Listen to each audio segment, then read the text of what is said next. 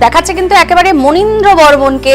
ঠিক কি কারণে মনীন্দ্র বর্মন কিন্তু রাতারাতি হয়ে উঠেছিলেন ভাইরাল, কারণ প্রতিবাদী গান গাওয়া মনীন্দ্র বর্মনকে কিন্তু সকলেই চিনতে পেরেছিল। এবং এই মুহূর্তে দেখাচ্ছি সেই মনীন্দ্র বর্মনের বাড়িতেই কিন্তু এবার মুখ্যমন্ত্রীর পাঠানো চিঠি ও উপহার নিয়ে হাজির পার্থপ্রতিম রায়। মাথাভাঙা 1 নম্বর ব্লকের নয়ারহাট গ্রাম পঞ্চায়েতের পানিগ্রাম এলাকায় মনীন্দ্র বর্মনের বাড়িতে উপহার নিয়ে গেছেন পার্থপ্রতিম রায়। পার্থপ্রতিম রায় ফুলের তোড়া দিয়ে সংবর্ধনা জানানোর পাশাপাশি শুভেচ্ছা বার্তা ও উন্নয়নের পাঁচালী কিন্তু তার হাতে তুলে দিয়েছেন। জানা গেছে মুখ্যমন্ত্রীর গৌরবোজ্জ্বল 15 বছর উপলক্ষে বিশিষ্ট ব্যক্তিদের সংবর্ধনা জানানোর উদ্যোগ নেওয়া হয়েছে। আর তারই অঙ্গ হিসেবে এদিন শিল্পী উত্তরের মনীন্দ্র তথা মনীন্দ্র বর্মনকে সংবর্ধনা জানানো হয়েছে। এদিকে সংবর্ধনা পেয়ে আপ্লুত মনীন্দ্র বর্মন। পার্থপ্রতিম রায় জানিয়েছেন, দিদির দূত হয়ে মুখ্যমন্ত্রীর পাঠানো উপহার নিয়ে মনীন্দ্রের বাড়িতে তিনি হাজির হয়েছেন।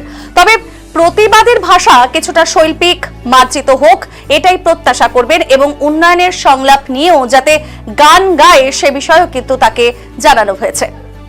কি জানিয়েছেন এ বিষয়ে পার্থপ্রতিম রায়, শুনবো। দেখো, মনীন্দ্র বা মনীন্দ্রের ফেসবুক পেজ উত্তরের মনীন্দ্র আমি নিয়মিত ফলো করি। যার যার নিজস্ব ভাবনা প্রতিবাদ সে বাস্তবায়িত হয়, এটা নিয়ে অনেকের অনেক ভাবনা রয়েছে, অনেক বক্তব্য রয়েছে, কিন্তু শিল্পী সত্তা, শিল্পী মন মনীন্দ্র যেভাবে তুলে ধরার চেষ্টা করছে, আমরা মনে করি মনীন্দ্র আমাদের উত্তরে সত্যি গর্ব। এবং মাননীয় মুখ্যমন্ত্রী মমতা বন্দ্যোপাধ্যায় নিজে শুভেচ্ছা বার্তা পাঠিয়েছেন উন্নয়নের সংলাপ, উন্নয়নের পাঁচালী দিয়ে এবং উপহার সামগ্রী দিয়ে। আমি সেটা অনেকটা দিদির দুধ হয়ে আমরা তুলে দিলাম আমাদের সাংসদ অধিনায়ক অভিষেক বন্দ্যোপাধ্যায়ের নির্দেশে। আমি প্রত্যাশা রাখবো মনীন্দ্র এই যে 15 বছরের মাননীয় মুখ্যমন্ত্রী মমতা বন্দ্যোপাধ্যায়ের যে উন্নয়নের গৌরব গাথা, সেটাও গানে গানে তুলে ধরবে। এবং মনীন্দ্রকে আমার ছোট ভাই হিসেবে একটাই শুধু বলার সাজেশন, যে প্রতিবাদটা যাতে সিলেক্টিভ না হয়, প্রতিবাদ হোক সব বিষয়ের উপরে, এবং প্রতিবাদের ভাষাটা কিছুটা শৈল্পিক হোক, মার্জিত হোক, এটাও আমি প্রত্যাশা করব। কারণ যে মানুষ গুলোকে নিয়ে অনেক গান করা হয় তাদের ব্যক্তিগতভাবে বা একটা আত্মমর্যাদা সম্মান, সম্মানে যাতে আঘাত না আসে, বাকি প্রতিবাদ চলতে পারে। গানের ভাষা তো আমরা বলে দিতে পারবো না কি লিখবে কি গাইবে, তবে প্রতিবাদটা সিলেক্টিভ নয়, প্রতিবাদটা সার্বিক হোক, আর প্রতিবাদের ভাষা আরও শৈল্পিকভাবে মার্জিতভাবে উঠে আসুক মনীন্দ্রর গলায়, এটা আমি প্রত্যাশা করব। এবং সেই সঙ্গে সে নিজেও বলল যে উন্নয়নের সংলাপ, উন্নয়নের পাঁচালী পড়ে সেখান থেকে কিছু রচনা করা যায় কিনা, গাওয়া যায় কিনা, নিশ্চিতভাবে সে ভাববে। আমি অনুরোধ করব, ভাবা নয়, বাস্তবায়ন হোক।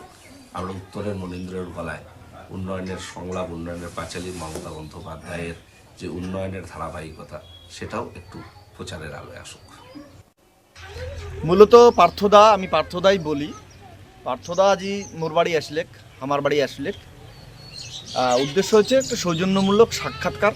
তৎসঙ্গে রাজ্যের মুখ্যমন্ত্রী এই যে দেখি পাওয়া যাচ্ছেন উন্নয়নের পাঁচালী ভিতরত কী কী আছে পরে আমি ভাল করে এনে দেখিন, তো এই উদ্দেশ্যে ওনার আইসা। আপনার তো দেখা যায় বিভিন্ন ধরনের রাজ্য তৃণমূল কংগ্রেসের বা পশ্চিমবঙ্গ সরকারের প্রতিবাদী বিভিন্ন পোস্ট, বিভিন্ন লেখা, বিভিন্ন গান রচনা করেন, আবার নিজে সুর দিয়ে সেগুলো সঙ্গীত শিল্পী আপনি। তো এর পরেও আপনার বাড়িতে সেই উন্নয়নের পাঁচালী নিয়ে আসা, কি বলবেন? অ্যাকচুয়ালি রাজ্য সরকারের কাজ করছে, আমি আমার কাজ করছি। আমার তো কারো ব্যক্তিগতভাবে কেউ আমার শত্রু নয়, আমি কারো শত্রু নই। আমার যেটা ভালো লাগে, আমি কাউকে, যেমন অনেকে বলে যে আমি মমতা ব্যানার্জিকে বলি, এটা বলি সেটা, আমার মমতা ব্যানার্জি আমি তাকে বলি না।